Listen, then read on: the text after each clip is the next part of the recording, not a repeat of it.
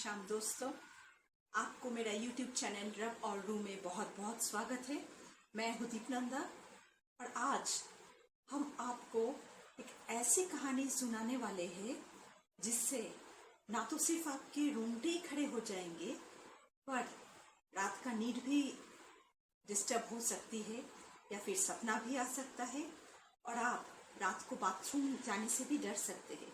इसलिए सोच समझ के ये वीडियो देखिए। और आज का कहानी का नाम है द स्केलेटन। चलिए देखते हैं।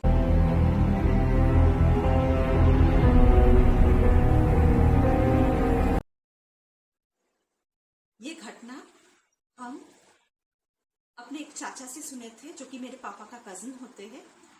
वो एक डॉक्टर है और वो जब मेडिकल कॉलेज में पढ़ते थे तब उनके दोस्त के साथ ये घटना हुई थी। तो कहानी कुछ ऐसा है कि जब मेडिकल स्टूडेंट्स तब घर लौटते थे, अभी क्या होता है मुझे पता नहीं है, तो तब जब घर लौटते थे वो लोग हॉस्टल में पढ़ा करते थे तो साथ में जो बोन्स यानी कि कंकाल का जो हड्डी होते हैं वो लोग एक बक्सा में लेके घर में जाते थे ताकि छुट्टी का अच्छा इस्तेमाल हो और वो लोग वो बोन्स को स्टडी कर पाए अपने हॉलीडे में भी। यही नियम था। तो वो लोग बक्सा करके बोन्स घर में लेके आते थे। तो ऐसा हुआ कि मेरे चाचा का वो दोस्त ने एक सेट बोन्स लिए, चाचा को भी एक सेट बोन्स मिला। सारे जो मेडिकल स्टूडेंट्स थे वो लोग अपने अपने हिस्से का बोन्स जो कि फुल सेट स्केलेटन का होता है वो लेके आए स्टडी करने के लिए अवसर समय में, छुट्टी के टाइम पे। तो वो जब बोन्स लेके आए अपने घर में, मेरे वो चाचा का दोस्त, तब बोन्स में से अजीब सा बू निकल रहा था। तो मेरे चाचा के दोस्त की मम्मी वो बोले कि बेटा बहुत ही अजीब सा स्मेल आ रहा है, ये कोई ताजे मुर्दे का हड्डी तुम उठा के लाए क्या? तो मेरे चाचा का दोस्त को ये सब नहीं मालूम था कि कौन से हिस्से का किसका बोन्स उसको मिला है। तो उन्होंने बोले कि हमें तो पता नहीं, जो जो अलॉटमेंट हुआ, जो हिस्सा हमको दिए, जो बॉक्स हमको मिले वो हम लेके आए। वो तो पता नहीं है कि ये ताज़ा मुर्दा है कि 50 साल पुराना बोन्स है। तो शायद ताज़ा ही होगा क्योंकि स्मेल तो वैसा ही आ रहा है। तो ठीक है, हम तो मेडिकल स्टूडेंट है, विज्ञान का छात्र है और डॉक्टर बनने वाले हैं, अब तो मेरा काम इसी से ही होगा। तो आपको मम्मी घबराने की ज़रूरत नहीं है, यही तो मेरा काम है, इसीलिए तो हम इस प्रोफेशन में आए हैं। तो इसमें तो घिन या फिर भय नहीं रहना चाहिए ना मम्मी इस प्रोफेशन में। तो मम्मी थोड़ा पुराने ख्यालात के थे, पुराने ज़माने के भी थे। तो उनको एक बात अच्छा नहीं लगा कि किसी ताज़े मुर्दा का हड्डी घर में लेके आए हैं और बहुत बास मार रहा है। फिर भी मम्मी थोड़ा इधर उधर थोड़ा गोबर पानी छिड़क दिए, थोड़ा गंगा जल छिड़क दिए। तो ठीक है, इतने में बात ठीक रहा। तो कुछ दिन बीता, वो लड़का भी जैसे बोन्स का स्टडी करते रहे और तो उन लोगों का घर काफ़ी बड़ा था और जैसे कि एक बैल्कनी था, लंबा सा बैल्कनी, और उस बैल्कनी से 4 बड़े बड़े रूम्स एक ही लाइन में जुड़ा हुआ था। तो सोचिए, एक रूम में उनका पापा सोते थे, एक रूम में उनका मम्मी, एक रूम में उनका खुद घर था और एक रूम जो कि लिविंग एरिया के हिसाब से यूज होता था जिसमें एक बेड भी था। तो उस लिविंग एरिया को वो लड़का अपना स्टडी बनाए थे और उसी में ही बोन्स रख दिए थे। तो दिन के टाइम में जब भी कोई गेस्ट आता था वहीं पे ही अतिथि का आप्यायन होता था और रात को वो रूम सुना ही था, नहीं तो वो अगर देर रात तक स्टडी करते उस लिविंग एरिया में ही स्टडी करते थे। तो ऐसे क्या हुआ कि एक दिन वो कहीं रिश्तेदार के घर गए थे, इसलिए उस दिन स्टडी नहीं किए और काफ़ी रात हो गया था। रात 10 साढ़े 10 बजे वो घर से लौटे और ये कहानी है कानपुर की। तो रात 10 साढ़े 10 बजे घर लौटे और देखते हैं कि उनके पापा नहीं गए थे, उनके पापा थोड़ा बीमार थे तो पहले ही सो गए थे। मम्मी और बेटा घर आए तो जब चाबी खोल के घर घुसे तो तब लगा कि वो जो बांस है, वो जो हड्डियों का बांस है, वो जैसे पूरा घर में छाए हुए हैं। जैसे कि वो हड्डी किसी ने लेके चारों घर के चारों तरफ या फिर पूरे घर में कोई घुमा है ऐसा। तो बहुत ही अजीब फीलिंग आया था उन दोनों का कि बक्सा में ही तो हड्डी रहता है, तो फिर ये हड्डी कैसे पूरे हड्डी का स्मेल कैसे पूरे घर में छा गए। फिर ठीक है, वो लोग काफी रात हो चुका था इसलिए इस विषय को लेके उतना कुछ डिस्कस नहीं किए, तो इतना तक बात ठीक था। तो उस रात को सभी लोग सोने चले गए। तो अचानक से जैसे मम्मी का जो चाचा का दोस्त था, उनके मम्मी को डायबिटीज था, तो रात को बाथरूम में उठने का उनका आदत था, बार बार जैसे उनको टॉयलेट में जाना पड़ता था। तो काफी रात था, तो रात 1-2 बजे उन्होंने मम्मी जी ने उठे और बाथरूम का ऐसा था कि बाथरूम थोड़ा अलग था बैल्कनी के एकदम एंड में। तो वो चल चल के और उस रूम में, वो लिविंग एरिया का रूम जिसमें वो हड्डी का बॉक्स था, वो उसको क्रॉस करके पूरा बैल्कनी का दूसरे एंड पे बाथरूम जाना था। तो वो रूम का एक खिड़की भी बालकनी की तरफ था, ग्लास का खिड़की।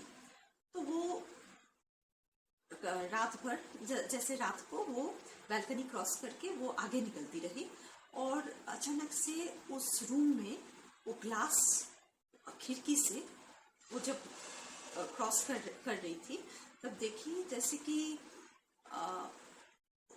कुछ देख ही नहीं था। तब उनको महसूस हुआ कि खट खट खट खट करके बोन का आवाज हो रहा है।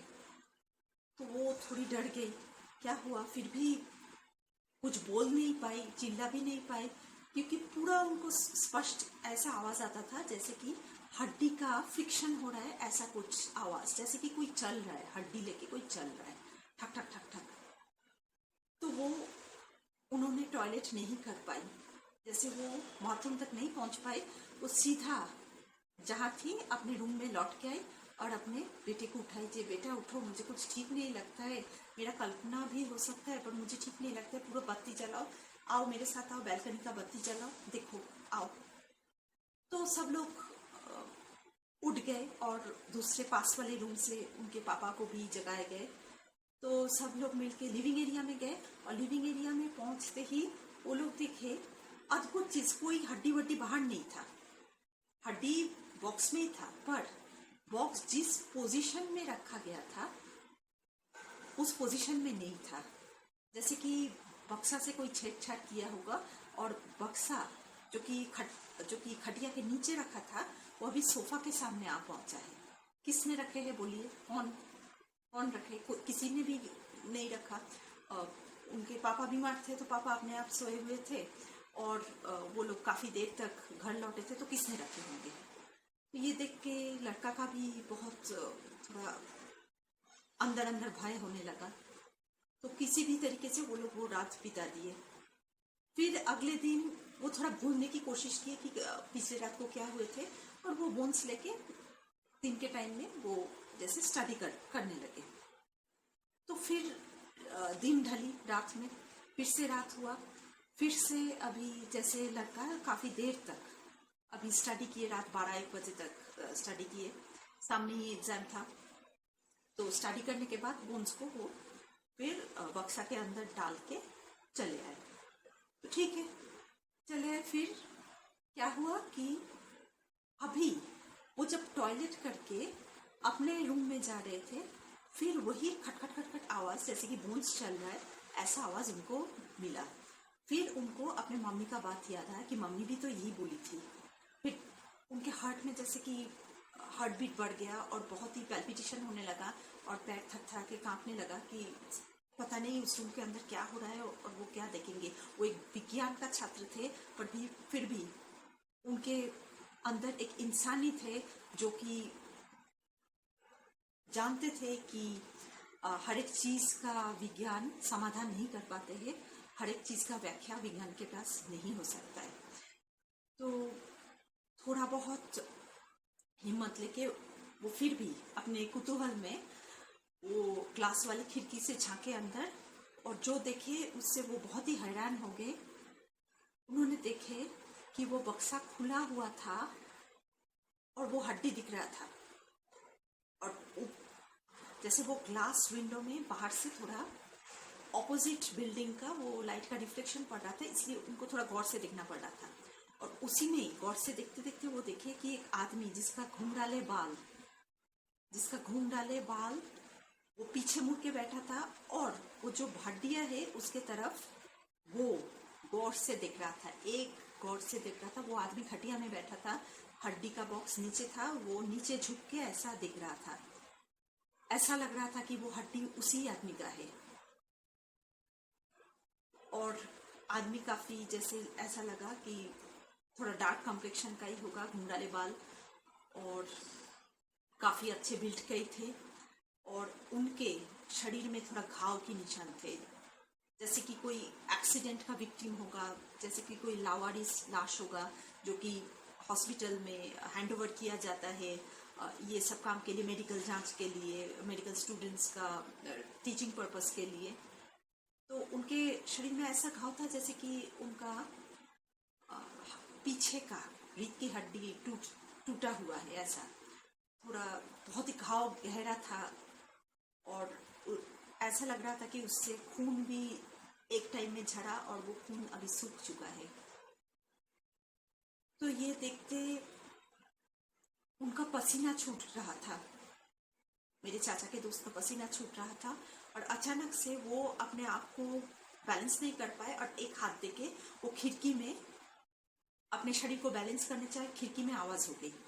और इतने में वो आदमी पीछे मुड़ा। जब वो देखे कि आदमी का आंख ही तो नहीं है, आंख के जगह में दो काला काला होल्स दिखाई पड़ रही है।